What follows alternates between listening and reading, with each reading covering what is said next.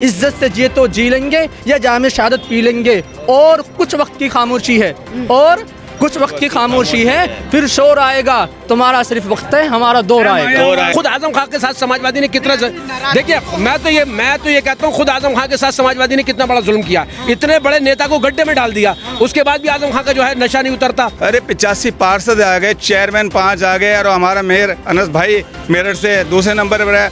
तो ये हमारी कामयाबी तो है। सबने मुसलमानों का नाजायज फायदा उठाया है, और हमें इस टाइम बैरिस्टर साहब मिले हैं जो हमारी हक और इंसाफ की आवाज बन रहे हैं। अरे हम ये बात कहते हैं कि ये लड़ाई हिंदू मुसलमान की नहीं है, जालिम और मजलूम की लड़ाई है। 70 साल से हम दूसरों के गुलाम रहे, आज़ादी तो अब मिली है MIM में। पहली बार एक तकवे वाला शख्स असद ओवैसी साहब आए हैं, और अल्हम्दुलिल्लाह लोग जानते हैं कि वो ना पैसे का लालची शख्स है, वो शख्स अल्लाह से डरने वाला है। अरे मुल्ला कहेगा मुलायम था वो, मुल्ला तो हम है माशाअल्लाह। अब अपना हक लिया नहीं जाएगा, अपना हक छीना जाएगा। मांगने से यहाँ भीख मिलती है, अब मांगा नहीं जाएगा, छीना जाएगा। पूरी दुनिया में उनका नाम है, अल्लाह ने उन्हें उसको नाम के साथ नवाजा है। वो बी टीम हो सकता है, उसे खरीदने वाला हिंदुस्तान में पैदा ही नहीं कोई है। आप मेरठ में जाकर देखो, 1,28,543 वोट हमारे मेयर के कैंडिडेट ने ली। भाई सबने दी हमको चोट, अपनी पार्टी अपना वोट। अब किसी के बहकावे में नहीं चलेंगे दोस्त।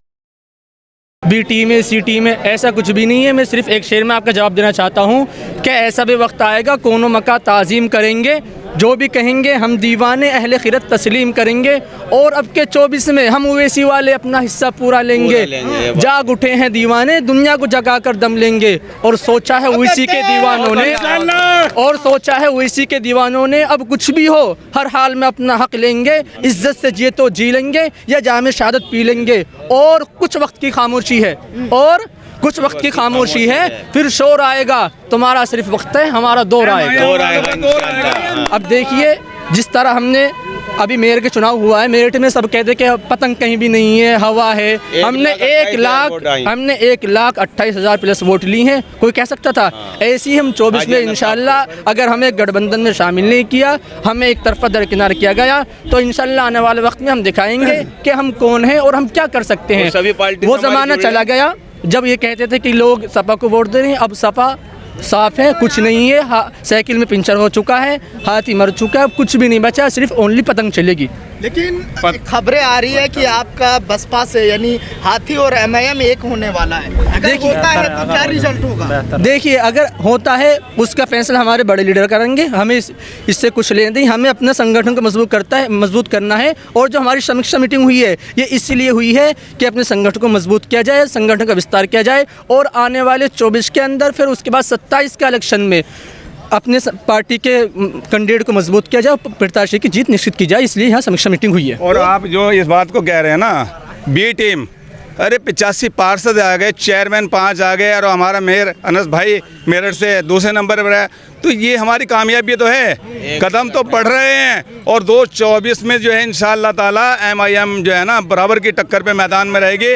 और बैरिस्टर साहब ही इंशाअल्लाह, उम्मीद है हमें 100% प्रधानमंत्री की दौड़ में हैं। लोग कह रहे हैं कि हैदराबाद से तो निकल नहीं रही है ओवैसी। क्या चीज़? हैदराबाद से अरे हैदराबाद, एक मिनट, आपने क्या सवाल किया भाई? हैदराबाद जब मोदी गुजरात से दिल्ली आ सके हैं, तो हैदराबाद उनके लिए कहते कि दूर है, वैसे हिसाब के लिए। जब है मोदी आ सकते हैं वहाँ से गुजरात से, तो हैदराबाद वही नहीं आ सकते। रहता रहेगा और हमारा जोर रहेगा क़यामत तक। बैरिस्टर साहब, अब हमारी आंखें खुल गई हैं, हम किसी से कोई भी समझौता नहीं कर सकते। अब हमें हमारा हक चाहिए, हमें पढ़ाई भी चाहिए, लिखाई भी चाहिए, हर चीज़ चाहिए। हमें लोगों ने हिस्सेदारी तो मांग रहे थे, अब तक मांग कहाँ रहे थे? हमें सिर्फ झांका देते थे हम तुम्हारे भाई हैं, लेकिन हमारा कोई भाई नहीं है। अब हमें चाहिएगा, और लिखित में ही चाहिएगा, ठीक है? हमें छीनना पड़ेगा अगर नहीं देंगे। हमें हक मांगना है। हमें अब तक के बेवकूफ़ बनाया जा रहा था, लेकिन अब हम बेवकूफ़ नहीं बनेंगे। अब इस लॉलीपॉप को हम किसी और के हवाले नहीं कर सकते। अब इस लॉलीपॉप को हम खुद रखेंगे संगवा के। यहाँ 70 साल से हम दूसरों के गुलाम रहे, आज़ादी तो अब मिली है MIM में। हाँ, मालिक हम MIM के। अरे हम तो गुलाम थे कांग्रेस के, हम गुलाम थे आपके सपा के, हम गुलाम थे बीएसपी के, हम गुलाम थे जो है और अधिक पार्टियों के। अरे मुल्ला कहाँ का मुलायम था वो, मुल्ला तो हम है माशाअल्लाह। ये सब ढोंगी बन के हाँ, आए हैं, और हमारी सुनो, वोट का एक फायदा मिनट। उठाया है इन्होंने। एक मिनट यार बात को, और कुछ नहीं हुआ इन्हें। एक चीज बैरिस्टर वो इंसान है, वो यहाँ नहीं इंडिया, पूरी दुनिया में उनका नाम है, अल्लाह ने उन्हें उसको नाम के साथ नवाजा है। वो बी टीम हो सकता है, उसे खरीदने वाला हिंदुस्तान में पैदा ही नहीं कोई आया। सबने मैं हमारी अपनी- वोट का फायदा नाजायज फायदा उठाया है। सब ढोंग बदल बदल के आए हैं, टोपी ओढ़ी दाढ़ी बढ़ाई, सबने मुसलमानों का नाजायज फायदा उठाया है। और हमें इस टाइम बैरिस्टर साहब मिले हैं जो हमारी हक और इंसाफ की आवाज़ बन रहे हैं इस टाइम। और कोई जिससे भी मुसलमानों के नेता थे जो भी थे, सबसे कहा कि हिजाब के मुद्दे पे बोलो, अखिलेश को आवाज़ नहीं आई। और राहुल भारत जोड़ो यात्रा पे हैं मुसलमान। मैं तो आजम खान के शहर से आता हूँ, खुद मेरी बेटी ने हिजाब की वजह से, खुद यूनिवर्सिटी के आप देखिए वहाँ के लोकल चैनल पर, खुद मेरी बेटी ने हिजाब की वजह, निकाब की वजह से वहाँ पर उनको जॉब नहीं दी आजम खान ने। जो आदमी अपने यूनिवर्सिटी के अंदर हमें जॉब नहीं दे सकता, आप जॉब नहीं दिला सकता, जबकि वो अक़लियती किरदार का है, और आजम खान आप मुसलमानों की सियासत करते हैं, तो बताइए ये नकाब ये नकाब उनकी खुली नहीं खुली। मैं रामपुर का हूँ, परवेज निज़ामी मेरा नाम है। लेकिन आजम खान को तो एमआईएम की तरफ से ऑफर मिलता है, क्या हम ऑफर करते हैं, आज भी देखिए शौकत साहब ने ऑफर किया, आइए आपकी अपनी पार्टी है, हम पीछे रहकर आपको काम। लेकिन जिनको झूठे सेकुलरिज्म का नशा चढ़ चुका, खुद आजम खान के साथ समाजवादी ने कितना, देखिए मैं तो ये कहता हूँ, खुद आजम खान के साथ समाजवादी ने कितना बड़ा जुल्म किया। इतने बड़े नेता को गड्ढे में डाल दिया, उसके बाद भी आजम खान का जो है नशा नहीं उतरता, उसके बाद भी उनको झूठे सेकुलरिज्म का। अरे हम ये बात कहते हैं कि ये लड़ाई हिंदू मुसलमान की नहीं है, जालिम और मजलूम की लड़ाई है। हम सब मजलूम इकट्ठा हो, और जो जालिम इस देश की ताकत को कमजोर कर रहा है वो लड़े, और वो चाहे किसी धर्म जाति का हो। कुछ पार्टी आपको साइड कर देती है ना, क्योंकि आप पर मुस्लिमों का ये वही लोग हैं जो देश जिनको ये लगता था कि मुसलमान यतीम है, मुसलमान का वोट यतीम का वोट है। अब उनको लगने लगा है कि नहीं, कोई मुसलमान, अब तक जितने लोग आए थे वो मुसलमान के नाम पर वोट लेते थे, लेकिन अपनी लीडरशिप चमकाते थे, अपना जो है प्रोटोकॉल अपना मजबूत करते थे, लेकिन आज पहली बार एक तकवे वाला शख्स असद ओवैसी साहब आए हैं, और अल्हम्दुलिल्लाह लोग जानते हैं कि वो ना पैसे का लालची वो शख्स है, वो शख्स अल्लाह से डरने वाला है। और लोग अब जाग रहे हैं, और सिर्फ हमारे मुस्लिम भाई नहीं जाग रहे हैं, हमारे जो इंसाफ पसंद हमारे हिंदू भाई हैं, हमारे दलित भाई हैं, सब लोग जाग रहे हैं और समझ रहे हैं कि अगर इस देश को सही से कोई पूरी दुनिया का विश्व गुरु बना सकता है, तो वो ही पार्टी बना सकती है जो सबकी बात करेंगी, सिर्फ जुमले की बात नहीं, इंसाफ की बात करेंगी। सबका विकास होने आपने एक बात कही मुझसे कि मुलायम सिंह मुसलमानों के साथ थे, जब वे हमारे साथ थे अब हम उनके साथ थे, वे हमारे साथ नहीं अब हम उनके साथ। देखिए आइए, देखो भाई साहब भाई सब ने दी हमको चोट, अपनी पार्टी अपना वोट। अब किसी के बहकावे में नहीं चलेंगे दोस्त। अच्छा, क्यों नहीं चलेंगे, बता दिया, अपनी पार्टी अपना वोट।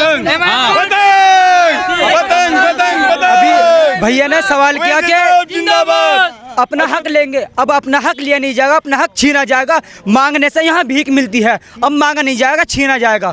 मैं इससे पहले कभी इंसाफ नहीं मिला क्या? इंसाफ अगर मिलता तो पार्टी हैदराबाद से यहाँ न आती, यूपी के अंदर, बिहार न जाती, न बंगाल जाती। कर लिया यूपी में आकर, यूपी में 5 चेयरमैन बन गए। आप मेरठ में जाकर देखो, 1,28,543 वोट हमारे मेयर के कैंडिडेट ने ली जी। 85 पार्षद बने, 5 चेयरमैन जीते जी। भाई 5 चेयरमैन 85 आपको बताया पार्षद आए हैं, तो और क्या, ये तो शुरुआत है, ये तो शुरुआत है। इंशाल्लाह प्रधानमंत्री का, हाँ इंशाल्लाह पूरी कोई जरूरत पड़ गई 2 वोट, 1 मिनट, वोट 2 कम बढ़ते हैं तो पीएम के चांस पूरे हैं।